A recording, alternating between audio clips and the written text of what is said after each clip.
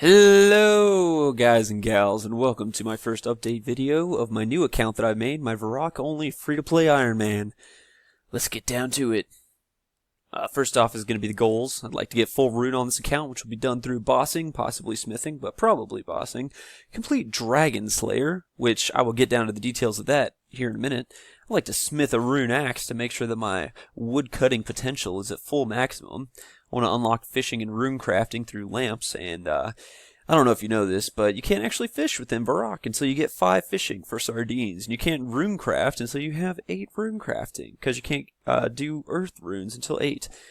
So I'm going to be doing that through lamps and the surprise exam random event. I'd like to get 60 wood cutting, which shouldn't be too hard, but I'd like to cut yews, and then 70 crafting for a power amulet, and 99 range, because 99 range would be amazing for bossing and getting supplies on the account. Here's the allowable area for the account. As you can see, it's mostly just Varrock, but it's also included Barbarian Village because that'll unlock pottery for crafting, because I can't just level up crafting through jewelry and gems on the account. And then it'll also unlock coal for smithing and the Stronghold of Security for some startup cash and extra monster drops, as well as a Skull Scepter, which actually that'd be a pretty cool goal as well to get that full scepter. The rules: I must stay inside the allowable area at all times. I'm allowed to level up to level 3 on Tutorial Island, which I have already done with fishing, so that only has 2 more levels until I can actually fish for real. No trading and no deaths, obviously, because I'm a hardcore by the way. Finally, exceptions for the account: a one-time trip to Edgeville to craft a power amulet at 70 crafting. There aren't any furnaces in Varrock, so you can't actually craft unless you have a furnace. You can't craft amulets. And then a one-time trip through Edgeville Dungeon to get a brass key. After I get that brass key, I'll only be able to enter the Edgeville Dungeon and go to Hill Giants through the Varrock entrance, which you use the brass key to get into. And then obviously I can go through Varrock Sewer, but I can't use that pipe shortcut because that's members only. Finally, I can quest up to 32 quest points to do Dragon Slayer.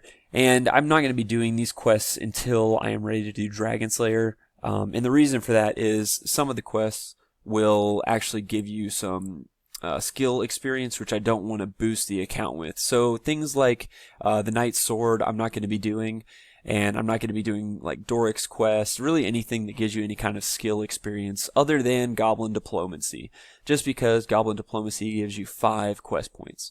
But these are all the quests that I'm going to be doing. Most of the experience is through combat. Cook's Assistant, I guess, gives you a very pitiful amount of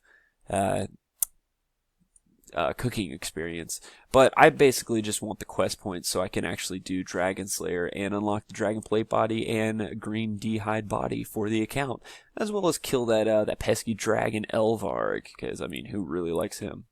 So let's take a look at the account so far.